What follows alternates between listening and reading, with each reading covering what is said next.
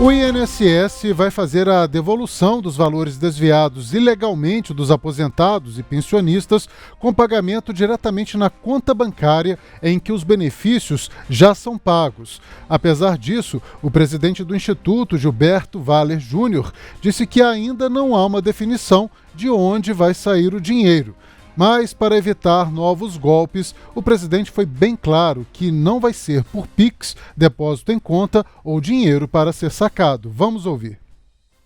Na verdade, a gente vai ver como foi a fala do presidente do INSS nessa arte que a gente preparou para você com as aspas. Ele diz o seguinte: da mesma conta que ele recebe o seu benefício previdenciário, vai ser depositado. Por isso eu peço, diz o presidente, é para todos. Não caia em outros golpes, não assine nada, não abra link, não acredite em ninguém que esteja vendendo facilidade. É a fala, então, do presidente do INSS, Gilberto Júnior, nesta terça-feira. Ana Paula, governo correndo contra o tempo para conseguir aí minimizar os danos causados por esse grande escândalo do INSS, né? É isso mesmo, Léo. E agora à tarde ainda está tendo uma reunião lá no Palácio da Alvorada entre o presidente Lula, os ministros e também o novo presidente do INSS para decidir como é que vai ser feita essa devolução desses recursos descontados ilegalmente das aposentadorias e pensões dos beneficiários do INSS. E o presidente corre contra o tempo, como você mesmo disse, porque ele viaja hoje à noite, ele vai para uma viagem internacional aí para a Rússia, China, e a previsão é dele voltar lá para o dia 13. Então ele disse que só quer viajar já com tudo definido, como é que vai ser. E você comentou, né, essa facilidade que o presidente do INSS comentou, que como vai ser a devolução do INSS, e isso foi uma determinação do presidente Lula, né? Ele quer que seja da forma mais fácil possível, que as pessoas não precisem apresentar documentação, não precisem enfrentar filas, não tenham que se dirigir até as agências bancárias, que já caia já na conta que elas recebem a aposentadoria, como acontece normalmente. Além disso, né, para evitar esses golpes, porque já são pessoas lesadas, pessoas que foram vítimas aí desse esquema de fraude de descontos ilegais nas aposentadorias. Então, o presidente quer facilitar ao máximo para que essas pessoas recebam dinheiro. A grande questão, né, do governo, né, quando a gente pensa em administração pública, tudo é muito complicado, né? Então, vão ter que ser usados recursos públicos para devolver esse dinheiro, porque o dinheiro que vem dessas entidades ainda houve um sequestro ali de R$1 bilhão de bens, mas ainda não é suficiente para cobrir o rombo que teve com esses descontos ilegais. Então, o governo vai ter que utilizar recursos públicos e vai precisar também dizer de onde que vai sair, né? Já está com o orçamento fechado.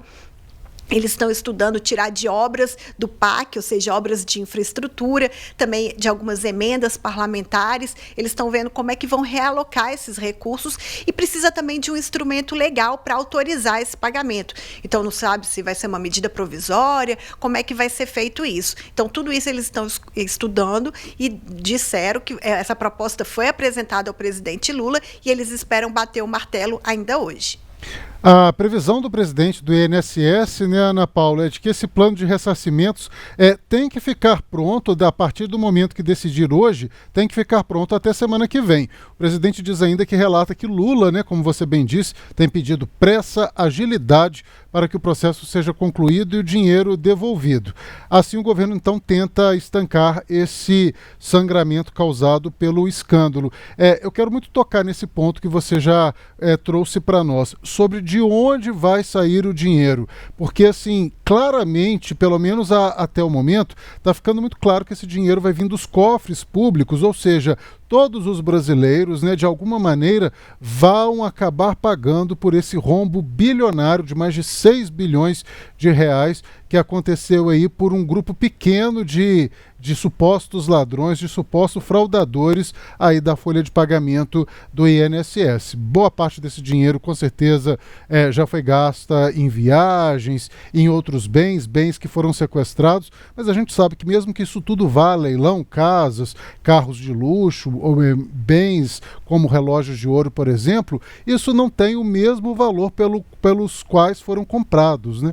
Então, assim, eu vejo como uma complicação muito grande. A penalidade tinha que ser um pouco mais dura no Brasil, Ana Paula. A gente tem que passar a cobrar mais isso dos nossos parlamentares, porque ainda é muito branda a punição para quem comete crimes como esses, porque o ressarcimento ele nunca vem à altura do necessário.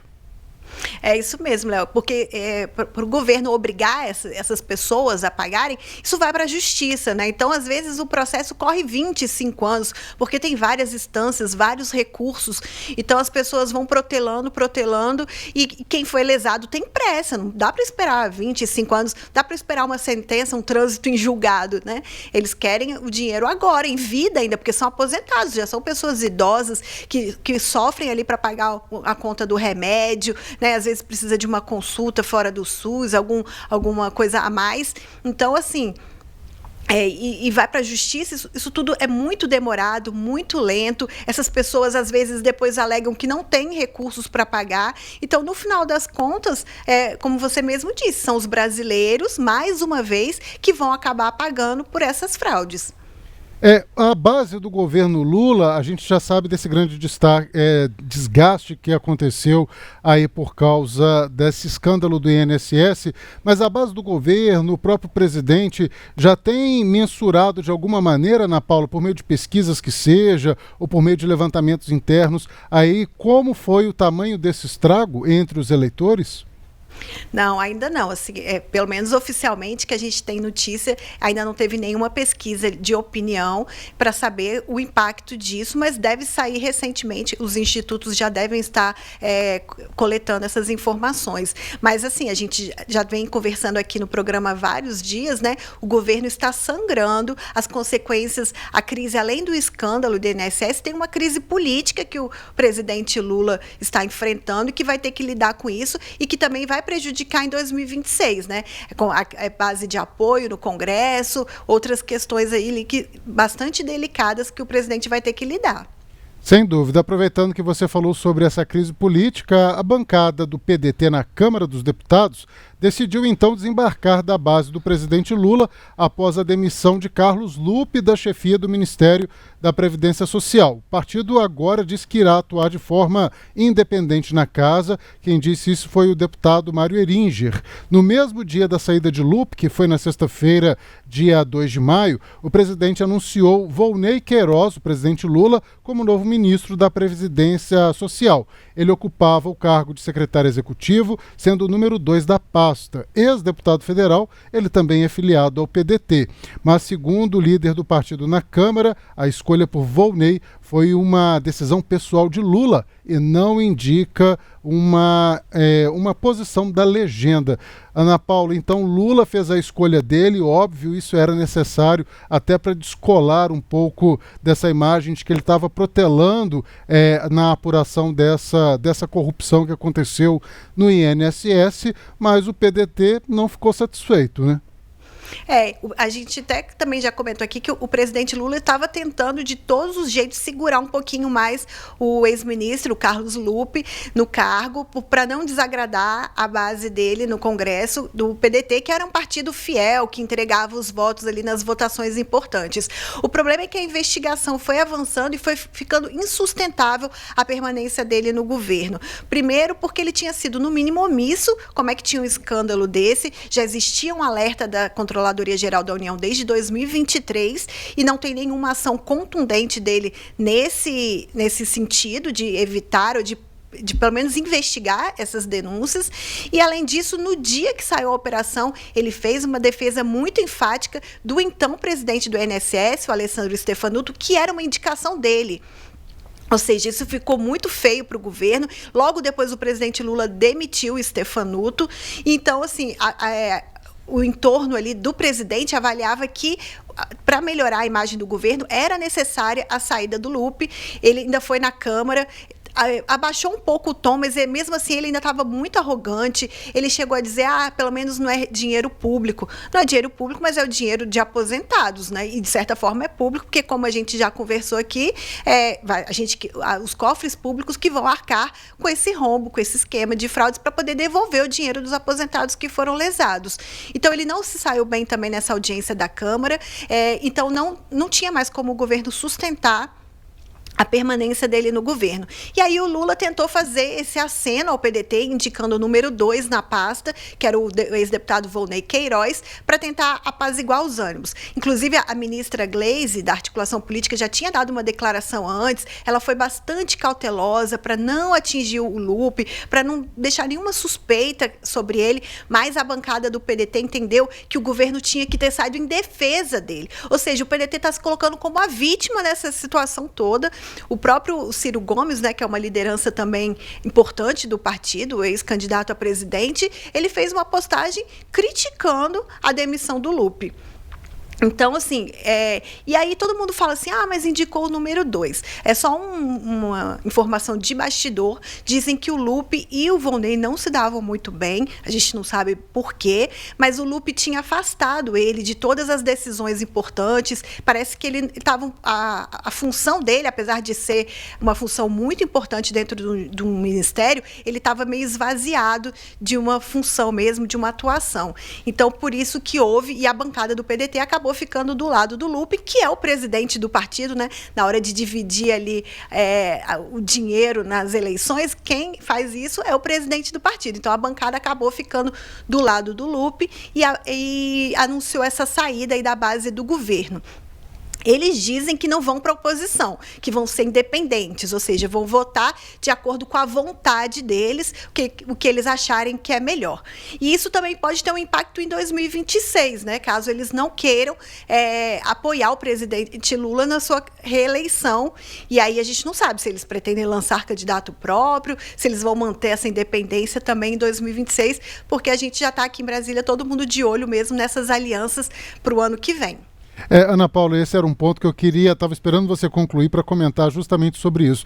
Porque, assim, quem é Carlos Lupe e nessa parceria com o presidente Lula? É bom a gente contextualizar, porque desde ainda do final da década de 1990, especialmente para a eleição de Lula no seu primeiro mandato, lá em 2002, Carlos Lupe foi muito fundamental nessa eleição, trazendo aí o PDT e outras alianças para essa coalizão que acabou elegendo Lula para o seu primeiro mandato, isso em 2002, e também na reeleição, naquela frase que se popularizou nas redes sociais, né? Ninguém larga a mão de ninguém. Carlos Lupe, apesar de tudo, nunca largou a mão do presidente Lula, até mesmo quando houve aquele rompimento entre Lula e Ciro Gomes, o Carlos Lupe sempre agiu ali como um intermediador, não ofendendo o presidente, mas também não abrindo mão da sua candidatura com Ciro Gomes. Enfim, ele sempre teve esse papel muito de conciliador, tanto que a gente ficava até em dúvida em alguns momentos quem era o candidato do PDT, se era Lula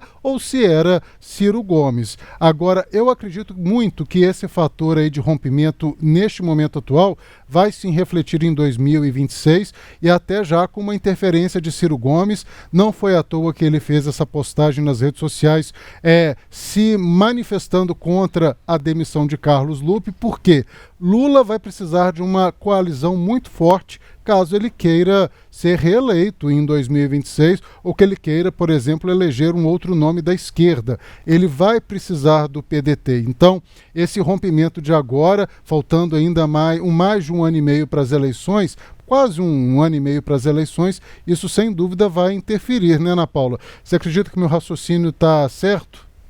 Acho que está certíssimo, Léo, é isso mesmo.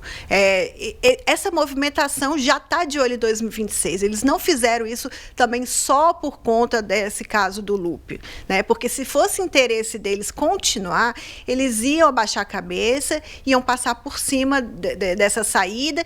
E agora, o que eu continuo insistindo, é muito curioso que o próprio partido não tem interesse de esclarecer os fatos, já que o Lupe não tem nada a ver com isso, eles deveriam ser os primeiros governos a quererem colocar tudo em pratos limpos e mostrar que, vamos supor, que ele não teve nada a ver com isso, que ele fez uma boa gestão na pasta e, pelo menos, as declarações não mostraram isso.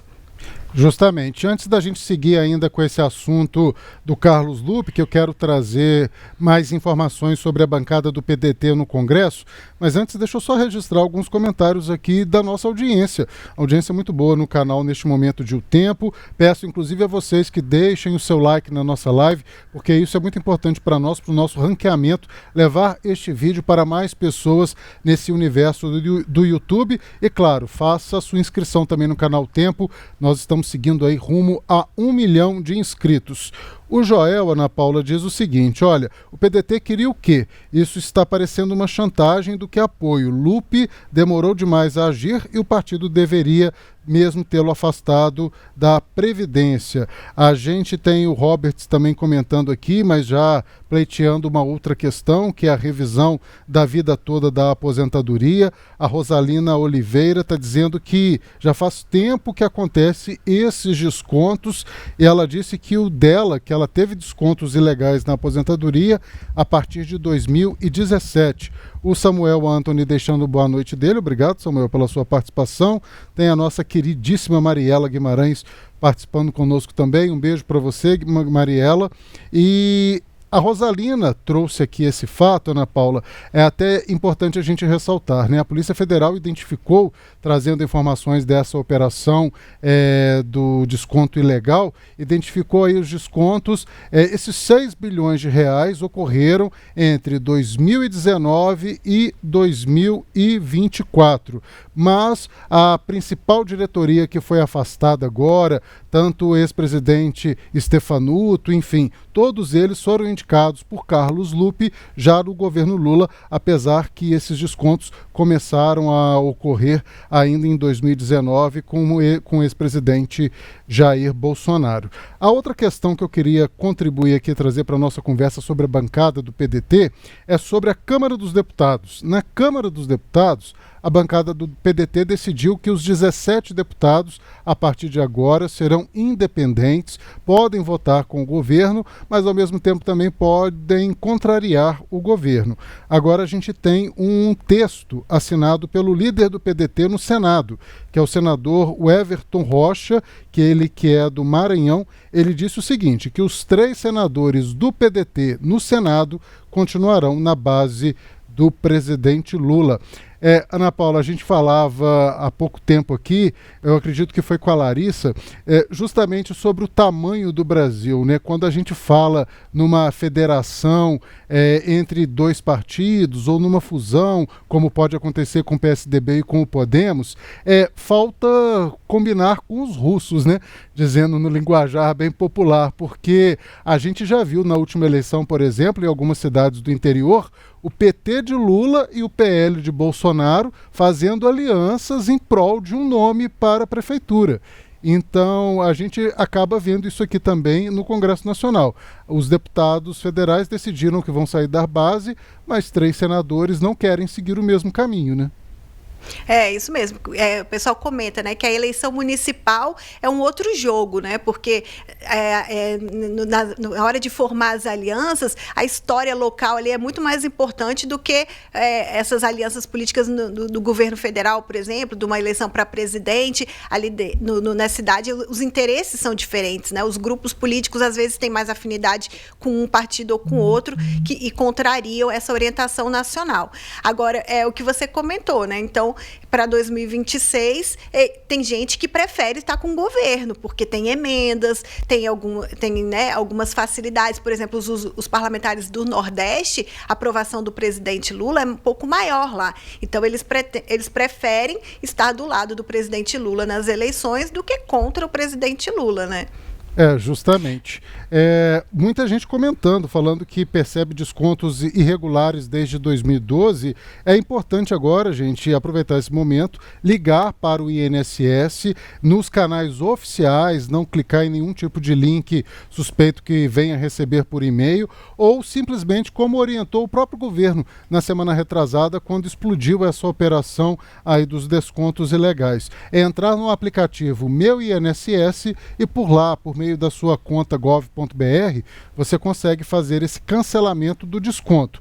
Se você tem alguma dificuldade, alguma inabilidade com rede social, com o aplicativo do Meu INSS, com a sua conta.gov, se seus filhos ou netos não conseguem ajudá-los, eu sugiro então ligar para o número do INSS, o número oficial, entrar em contato e tentar deixar registrada a sua reclamação. A gente sabe, nós trouxemos aqui que milhares de pessoas fizeram reclamações nos canais oficiais e tiveram dificuldade de ter um retorno. Mas isso é porque o esquema estava em funcionamento. A gente acredita que o INSS fez aí um tipo de corpo mole, mas agora imaginamos e esperamos que esses canais com a população estejam funcionando melhor. Até porque, Ana Paula, o próprio presidente do INSS, o novo presidente, disse que tem buscado, o Gilberto Júnior tem buscado melhorar essa comunicação com a população, trazendo aí humanizando mais esse atendimento, que precisa mesmo melhorar. É isso mesmo. Eu queria comentar também uma outra coisa, Léo, importante a gente falar que a gente estava comentando dessa crise política, né, que o escândalo do INSS gerou para o governo, que no Congresso ainda tem alguns desdobramentos, né? Primeiro, o novo ministro da Previdência Social, o Volney Queiroz, ele foi convidado, né, para uma audiência no Senado, e está marcado para o dia 15 para prestar esclarecimentos. E a gente está de olho muito nisso, porque vai ser a primeira vez que ele vai em público falar sobre isso, e ali num ambiente que vai ser de embate, né? Porque os senadores vão questionar, às vezes tem um tom mais agressivo, então a gente vai ver como é que ele vai se comportar para fazer a defesa do INSS e para explicar o que o órgão está fazendo para melhorar, para coibir, para investigar, para apurar de fato o que aconteceu lá dentro. E a outra questão também importante a gente falar, que tem aí para os próximos dias, é que a oposição está articulando a criação de uma CPI, né, uma comissão parlamentar de inquérito, para apurar essas fraudes. Eles disseram que iam anunciar hoje, mas deixaram para a semana que vem. Eles disseram que já tem as assinaturas necessárias, mas a gente não sabe se esse adiamento foi para tentar correr atrás de mais algumas assinaturas necessárias para a abertura do requerimento. Só que tem um fato curioso ali nessa articulação, porque, primeiramente, eles iam protocolar esse pedido de CPI na Câmara. Só que na Câmara, pelo regimento, tem uma lista de ordens de CPI. Então, ia para a fila, já tem um monte de requerimentos lá na fila, e a gente não sabe nem se ia sair do papel.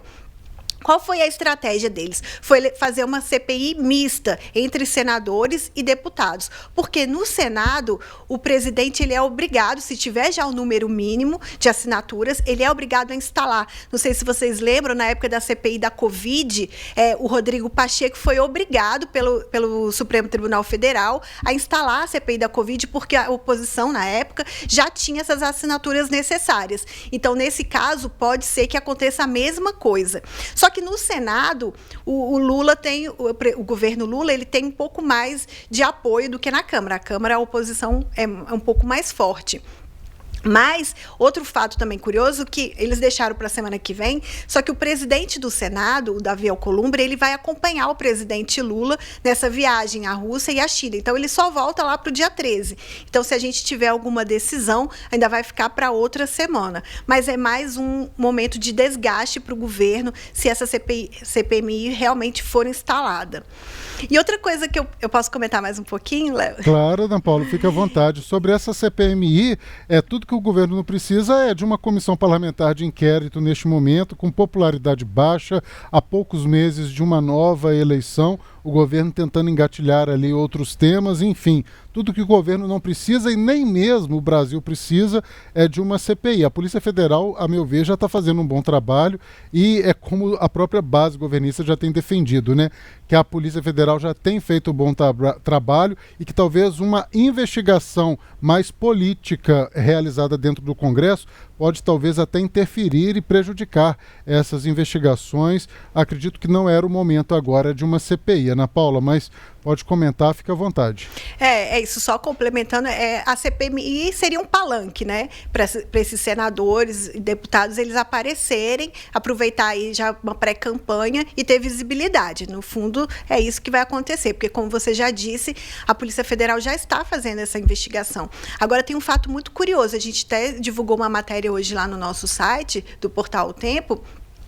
A CGU determinou que o INSS que seja retirado dessas investigações em relação às entidades envolvidas nesses esquemas de fraude, porque há indícios fortes, né, da participação de servidores do INSS nesse esquema. Então, a gente já sabia, né, por conta da própria operação da Polícia Federal e da CGU, já teve a decisão judicial de afastamento do presidente, o Stefanuto, mais 5 dirigentes do INSS, além de um agente da Polícia Federal, mas agora a gente vê também que a CGU já está avançando nessa investigação e mesmo depois do afastamento desses envolvidos, ela mesmo assim ainda está bastante cautelosa com essa investigação. E isso também, eu queria comentar também, não sei se alguém já viu, o ex-presidente, o Stefanuto, ele deu uma entrevista na semana passada para a Folha de São Paulo para tentar se defender das acusações. E eu, pelo menos na minha avaliação, ficou pior ali a emenda, porque primeiro ele negou ser omisso, mas ele criticou o relatório da CGU, falou que era um relatório enviesado. Ele criticou, por exemplo, a decisão do governo de suspender esses descontos ilegais, porque ele disse que era uma crueldade você suspender os descontos legais. Agora, Léo, vamos combinar. A CGU tem uma estimativa de que 97% dos descontos sejam ilegais. Ou seja, mesmo com a margem de erro, vamos considerar que sejam mais de 90% ilegais. Se a gente prejudicar 10% dos aposentados que têm descontos ilegais, na balança, a gente, né, a relação custo-benefício é melhor prejudicar 10% do que 90%. E ele criticou essa decisão do governo. Ele também comentou sobre uma outra decisão dele, que ele liberou 34 mil descontos de aposentadorias da CONTAG, uma dessas entidades que estão sendo investigadas. Existia um parecer contrário da Procuradoria do órgão e, mesmo assim, ele liberou. E ele disse na entrevista que ele seguiu uma recomendação, uma orientação do TCU. Logo depois, o TCU negou essa orientação, ou seja, ele fez ele tomou uma decisão contra uma decisão técnica da Procuradoria Jurídica do órgão. Ou seja, cada vez que ele tenta se explicar, na minha avaliação, ele está piorando. E ele admitiu também que conhecia o Careca do INSS, que é esse empresário apontado nas investigações como um articulador central dos esquemas, ele que fazia ali esse meio de campo. E ele disse que conhece, assim, porque de participar de reuniões. Só que, ou seja, um empresário que tinha acesso, né, ao alto comando do INSS, e ele não explicou assim, muito bem como o que ele fazia ali dentro. Ou seja, mais um indício de que ele ainda tem muita coisa para explicar. Ou seja, ele ainda é indicado, né, do LUP, do PDT, vamos lembrar isso tudo, porque ele não conseguiu se explicar, não conseguiu se defender e, na minha avaliação, ainda piorou a situação.